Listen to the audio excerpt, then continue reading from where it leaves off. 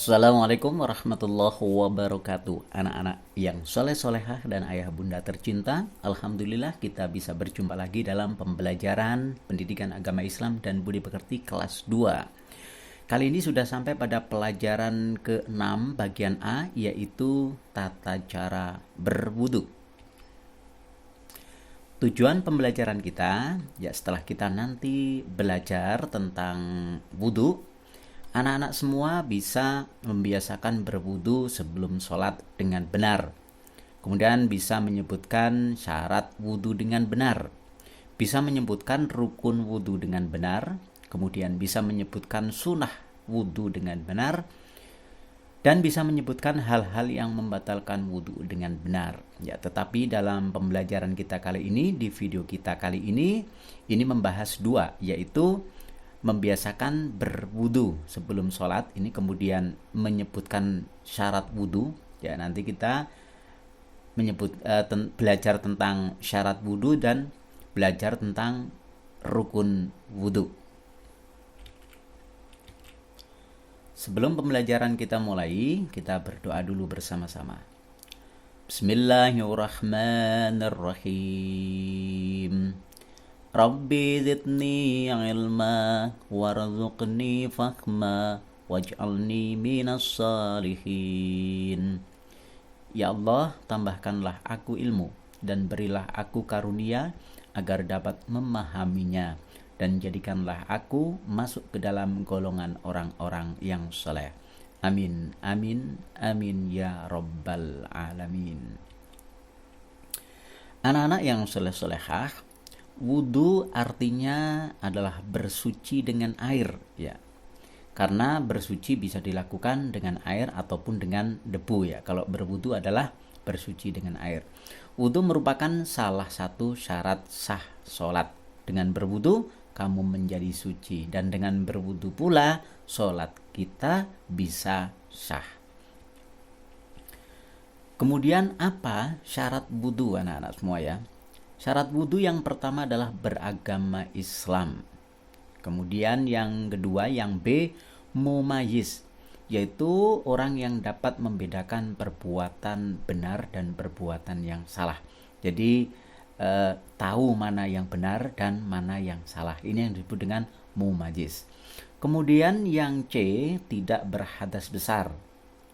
Yang D, menggunakan air suci dan mensucikan. Ya, pelajaran tentang air suci dan mensucikan sudah kita pelajari dulu di kelas 1, ya. Jadi macam-macam air apa yang bisa untuk dipakai untuk bersuci. Kemudian yang E, tidak ada yang menghalangi sampainya air ke kulit. Ini syarat wudu. Dengan kita memahami tentang syarat wudu, maka wudu kita akan menjadi benar. Nah, kemudian kita lanjutkan. Yang kedua adalah rukun wudu. Ya, rukun ini yang harus dilakukan ketika kita berwudu. Ini rukun wudu, ya. Rukun wudu ada 6. Yang pertama adalah niat. Kemudian yang kedua membasuh muka. Yang ketiga membasuh kedua tangan sampai siku. Yang keempat mengusap kepala. Yang kelima membasuh kedua kaki sampai mata kaki. Dan yang keenam mengerjakan gerakan secara berurutan atau tertib. Baik, kita lanjutkan satu persatu, kita bahas, anak-anak, ya. Yang pertama adalah niat, ya. Kita lihat sekarang niat di sini. Niat itu menyengaja, ya, anak-anak, ya. Sebut atau lintaskan di dalam hati, boleh diucapkan untuk niatnya dan boleh juga tidak diucapkan. Jadi anak-anak bisa mengucapkan niatnya, bisa juga hanya dalam hati. Dan niat itu boleh dengan bahasa apapun yang anak-anak pahami. Misalnya dengan bahasa Arab boleh, bahasa Indonesia boleh, bahasa Jawa boleh. Ya, ini contoh niatnya. Ini niatnya. Niat wudu, nawaitul wudu'a li raf'il hadasil asghari fardhan lillahi ta'ala. Atau bisa langsung, ya, nawaitul wudu'a li raf'il hadasil asghari lillahi ta'ala, bisa. Artinya saya berniat wudhu untuk menghilangkan hadas kecil karena Allah Ta'ala. Kalau anak-anak sudah memakai bahasa Arab, yaitu nawaitul wudhu'a, itu sampai selesai, tidak perlu lagi pakai bahasa Indonesia. Kalau anak-anak pakai bahasa Indonesia, ya tidak perlu lagi pakai bahasa Arab. Nah, tetapi untuk latihan, ya untuk belajar, kita untuk belajar boleh dipelajari dua-duanya. Jadi bahasa Arabnya ya dipelajari, bahasa Indonesianya dipelajari. Kalau ada bahasa daerah anak-anak, misalnya bahasa Jawa atau Sunda, juga boleh dipelajari. Ya supaya kita tahu bahasa Arab ini artinya ini, seperti itu. Kita kembali, kemudian rukun yang kedua adalah membasuh muka. Panjangnya dan lebarnya kita perhatikan ya. Untuk membasuh muka, kita mulai untuk panjangnya adalah dari tempat tumbuhnya rambut, ya berada di dahi kita, di atas dahi itu tempat tumbuhnya rambut, hingga ke bawah dagu. Ya anak-anak ini perlu perhatikan, itu sampai ke bawah dagu ya. Jadi tidak hanya di depan dagu, makanya ketika berwudu, ibu jarinya, jempolnya itu diusapkan ke bawah dagu ketika membasuh muka. Jadi bawah dagu itu termasuk anggota yang harus terkena air wudhu. Kemudian lebarnya adalah dari telinga sebelah kanan ke telinga sebelah kiri. Itu untuk membasuh muka. Kemudian yang ketiga adalah membasuh kedua belah tangan hingga siku. Ya anak-anak perhatikan. Untuk yang ketiga, ini kedua tangan kita sampai ke siku ya. Ingat-ingat. Nah, supaya wudhu kita benar, maka membasuhnya itu dari telapak tangan ya. Bukan dari siku, tetapi dari telapak tangan. Karena di sini kata-katanya adalah hingga ke siku. Ya, bukan dari siku ke telapak tangan. Jangan salah membasuhnya. Membasuhnya adalah dari telapak tangan sampai ke siku. Ya, ini untuk membasuh kedua belah tangan hingga ke siku. Jadi sikunya harus basah anak-anak ya.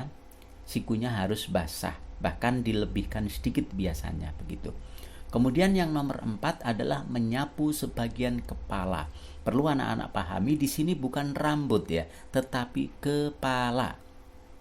Ya kalau di sini rambut, nanti orang yang tidak ada rambutnya nggak bisa mengusap dong ya. Makanya sebagian kepala ini yang keempat ya, yang keempat. Kemudian yang kelima adalah membasuh kedua belah kaki hingga ke buku lali. Kalau ini bahasa kita, bahasa Indonesia adalah hingga ke mata kaki ya, mata kaki.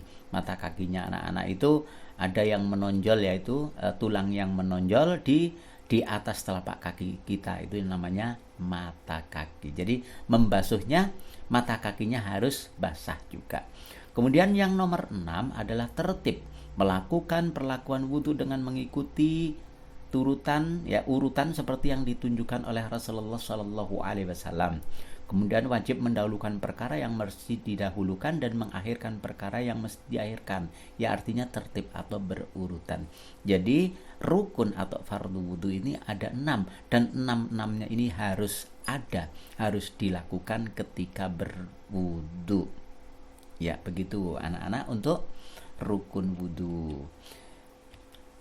Ya alhamdulillahirrabbilalamin. Untuk wudhu kita selesai tentang syarat wudhu dan rukun wudhu. Insya Allah di video berikutnya kita akan membahas lagi, masih ada tentang sunnah wudhu dan hal-hal yang membatalkan wudhu. Semoga video ini bermanfaat. Kurang lebihnya mohon maaf yang sebesar-besarnya. Billahi taufiq wal hidayah. Assalamualaikum warahmatullahi wabarakatuh.